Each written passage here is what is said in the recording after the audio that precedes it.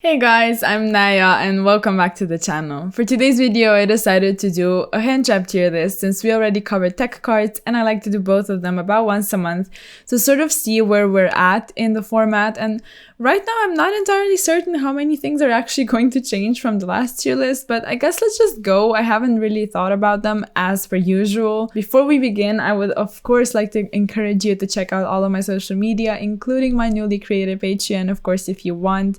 And also let me know down in the comments if you agree or disagree with this tier list or where you would place certain cards, and also sub to the channel. So with all of that being said, we can go ahead and get started with the first one. And we have the usual cards, but I did add Chaos Hunter because I think it's going to be important moving forward into the next format. But right now, we'll see. We'll just see where it places. So we have Ash, and Ash is most definitely a staple. It's an incredibly generic card, and of course, I mean, most of us know what it does. So Ash is like incredible because it's so applicable against so many different matchups. You can always find something to Ash, and even if you don't know the strategy that well, you can sort of tell which cards are the most powerful ones and the most worth disrupting. So Ash, definitely a staple. And right now, when we're in a format that's as diverse as this one, it's also important to have those very, very generic cards. For the next one, Ghost Bell. I don't really view Ghost Bell as that important right now. It's decent, sure, but against branded Despia, we have sort of established that to this point that branded Lost is way too hard of a counter to deem Bell necessary to be main decked. Whereas you have other decks like Anything Adventure, Punk, and you always have certain points in time where you can disrupt your opponent using Ghost Bell, but it still doesn't make it any better than Top of Decent, I think. Then we have Contact C.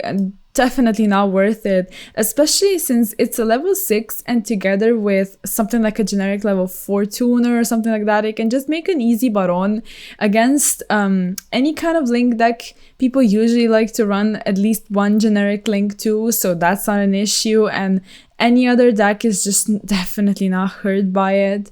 I don't know, it's kind of it's way too specific against certain matchups to make us actually cite it, I think. So even if it's good against like one deck in the meta, it's still not worth running it just for the purpose of, you countering that one deck, because you can legit expect like 15 different decks at this point in time to face you at a tournament. So I don't think it's worth it. Psycho Reader, also not worth it, even though Jaichon is getting better and better as we speak, which is so interesting. It's always like Jaichon is just like this, like always, it's just always going up and down. But right now, Psycho Reader is definitely not the card we should be citing. And then the Chaos Hunter I mentioned. So I think I've thought about Chaos Hunter like even before today, since I was making that Splice Tech Cards video, and I did consider Chaos Hunter, and I think it's going to be important moving to the Splice format, but I did want to cover a couple other cards in that video in particular.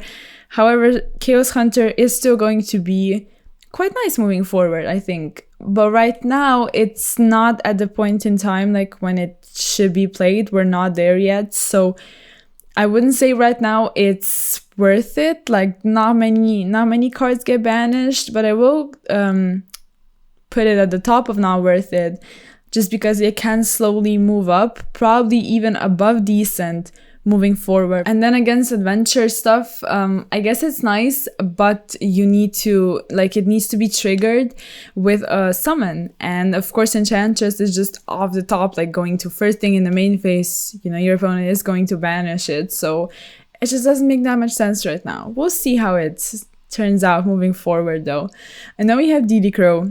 And I thought about, that's the only card I actually thought about before actually sitting down and recording. So DD Crow, I don't think it's staple right now, just because decks got so generic at this point in time.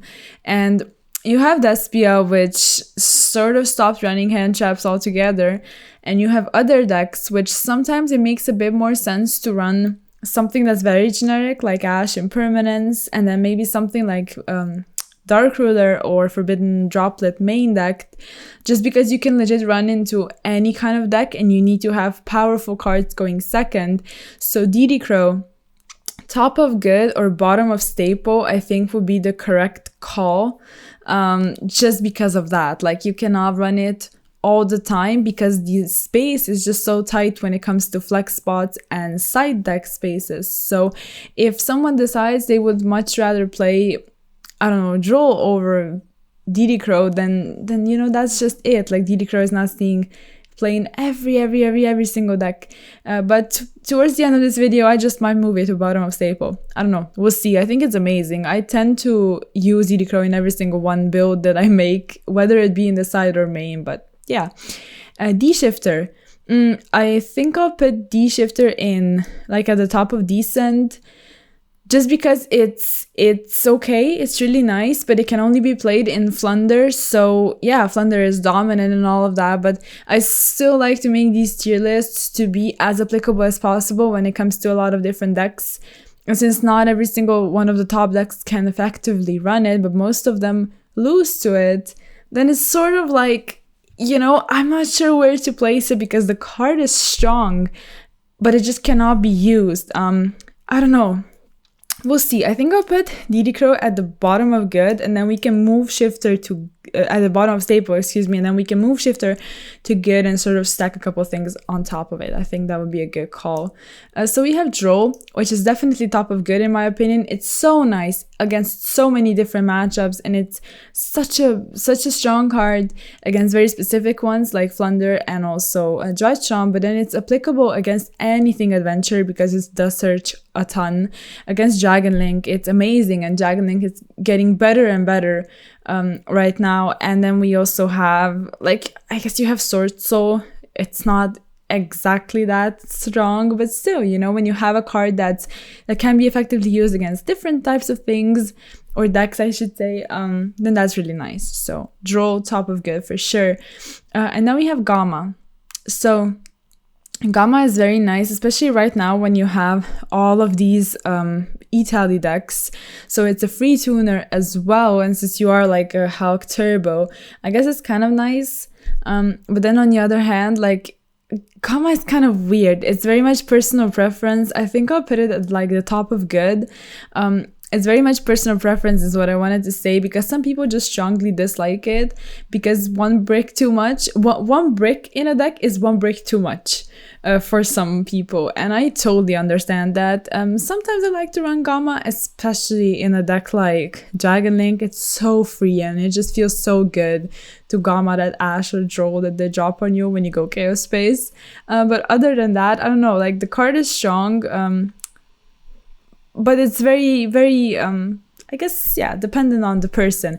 Moving forward, however, Gamma is going to be amazing. Then we have Dogwood. You know, not worth it as per usual, but it's just Dogwood. It's meme. It's like, some people sometimes go like, they defend Dogwood, and I'm not against it, but it's like, I don't know, are you really dedicating your side X slots to it?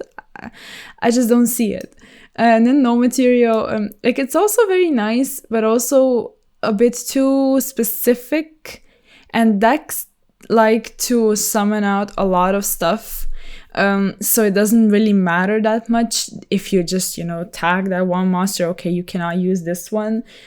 There's other things to do, as well as, like, the adventure decks overall just have this built-in protection, so it can counter anything that the opponent might throw at you, even if that's like a random No Material. I'm not sure how that's going to be like applicable. Like, cards are a bit too specific, even though I like those cards. Like, No Material, I think, is like one of the coolest hand traps ever, but we're in such a diverse format that it just doesn't really make sense to play it, I think, because you can never know what you're going to run into. Then we have Impermanence, and I'd say it's a staple, maybe above DD Crow. I sort of said everything I've wanted to say on this topic. Like, you just need to stack your deck with as many generic cards because you cannot know what to expect, and Impermanence is it does a very good job of that. So Lancia is like, I don't know, like, decent. I guess. It's not bad. You prevent Thunder from getting follow-up, and you prevent a couple things when it comes to the Dragon deck. Of course, if you shotgun it immediately, you prevent the adventure stuff.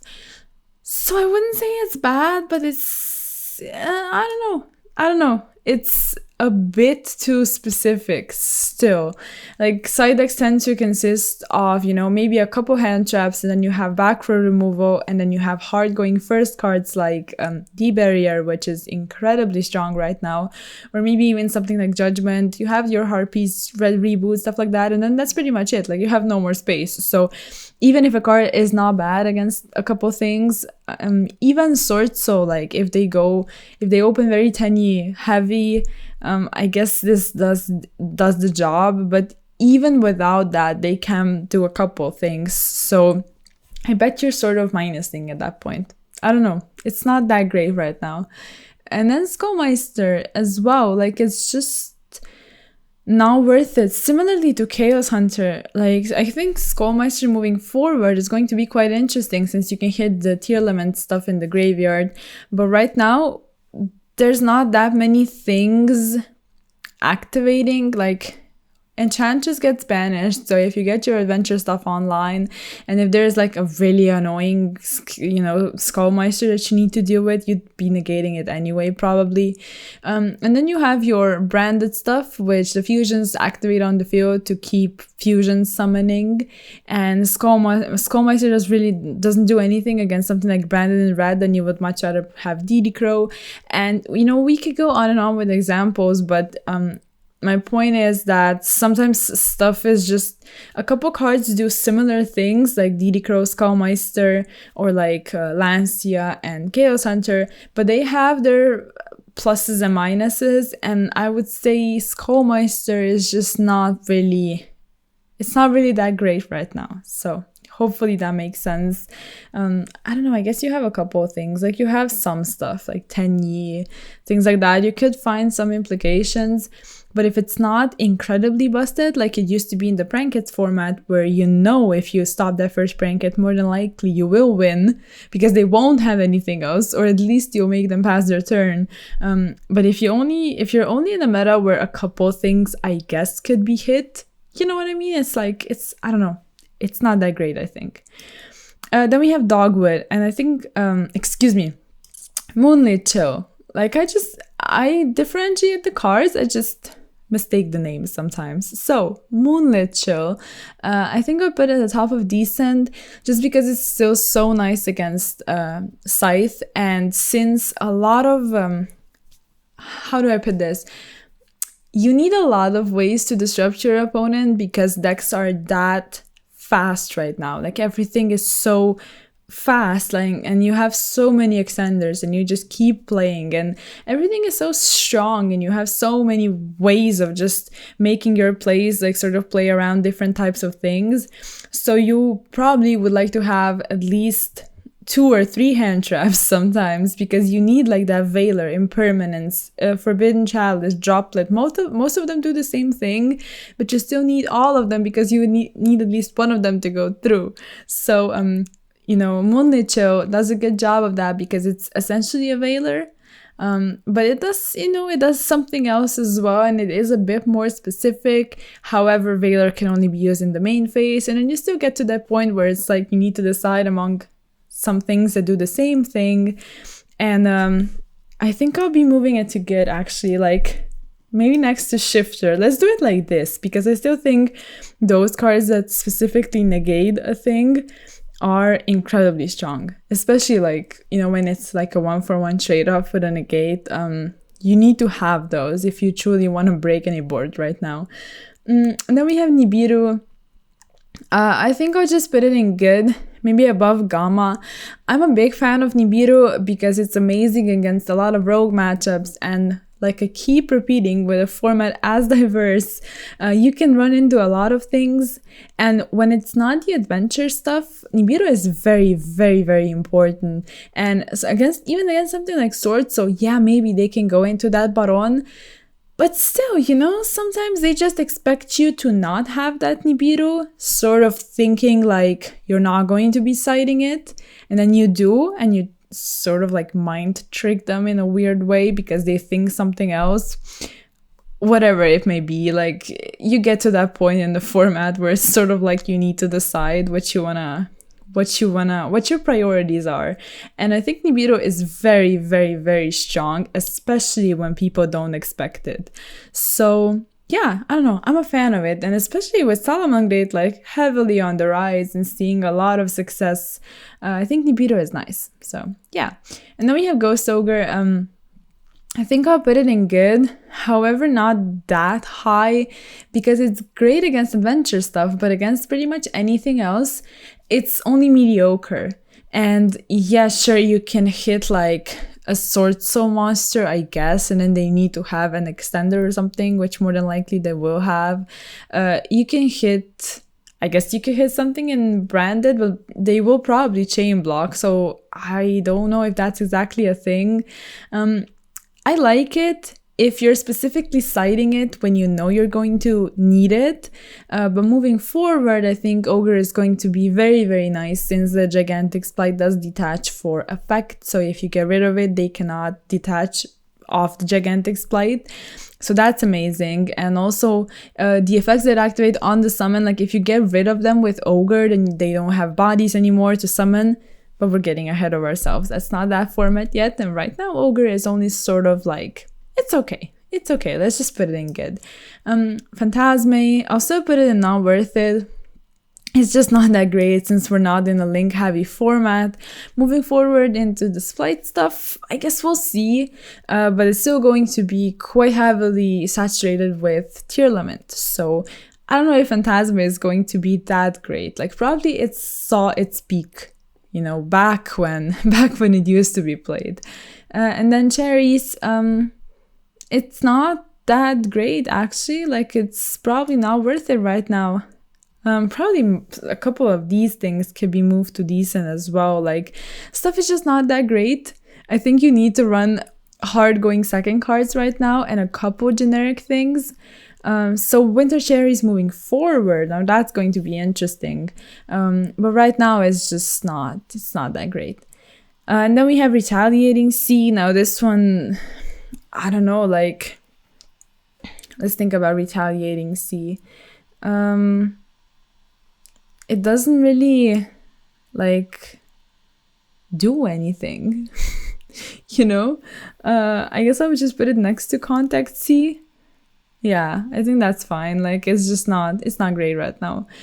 And then we have Token Collector and Effect Veiler. So Effect Veiler is a bit more obvious. I'll just move it to Staple because I think it's a very, very strong card right now. Maybe below DD Crow because not everybody is using it.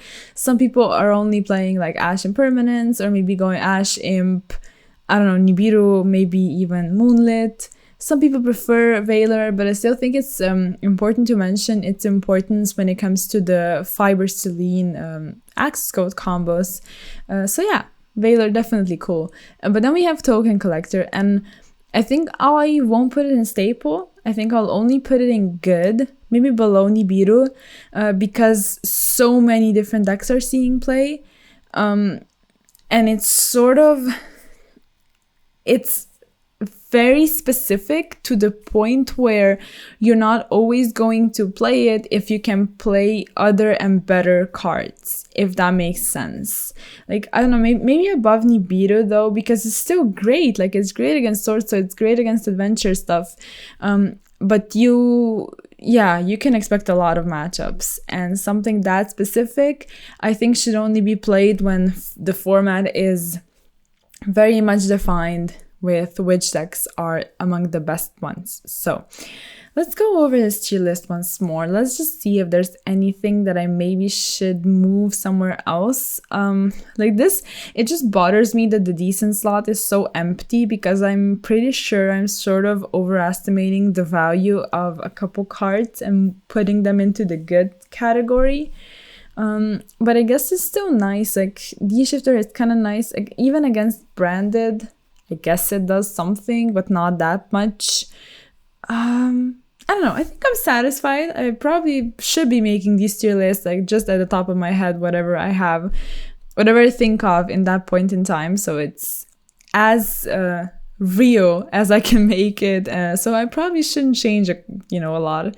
And I think I'll just put it like that. I'll just leave it at that. So if you like the video, of course, like it and let me know what you think of it. Check out all of the social media and I'll see you in the next one. Peace.